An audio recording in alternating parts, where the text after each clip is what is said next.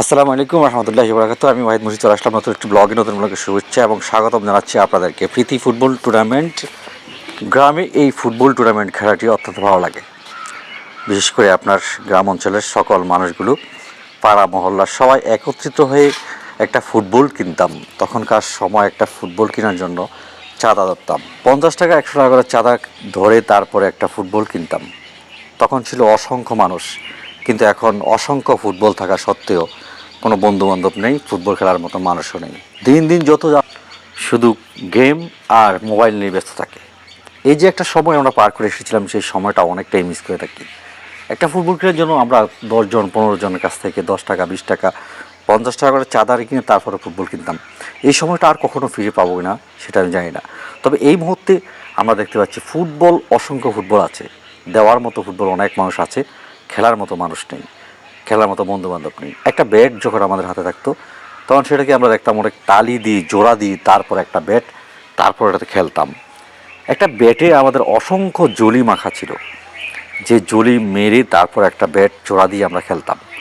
একটা ফুটবল অনেক লিগ বোঝানো হয়েছে, লিগ বুঝিয়ে তো একটা ফুটবলে কমপক্ষে 4টা 5টা লিগ থাকতো, ওগুলো লিগ বুঝিয়ে তারপরে খেলতাম। কিন্তু সেখানে তখন ছিল আমার একটা দলে আপনার 15 থেকে 20 জন করে আমরা খেলতাম, প্রায় 22 জন প্লেয়ার নিয়ে একটা খেলা। এখন ফুটবল দেওয়ার মতন অসংখ্য মানুষ আছে, ইচ্ছে করলে আপনার 8-10টা ফুটবল একটা মহল্লা থেকে সংগ্রহ করা সম্ভব, কিন্তু 8-10টা মানুষ 8-10টা বন্ধুবান্ধব সংগ্রহ করা সম্ভব না।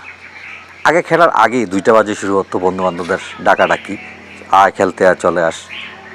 এখন কেন যেন এই সময়টা পাল্টে গিয়েছে। এখন ফুটবল আছে কিন্তু বন্ধুবান্ধব নেই, খেলার মানুষ নেই, মাঠগুলো একদম ফাঁকা হয়ে থাকে। এমন একটা অবস্থায় আমরা এই প্রজন্মে এসে দাঁড়িয়েছি, দেখলাম 10টা ফুটবল দেওয়ার মতো মানুষ আছে কিন্তু খেলার মতো কোনো বন্ধুবান্ধব নেই।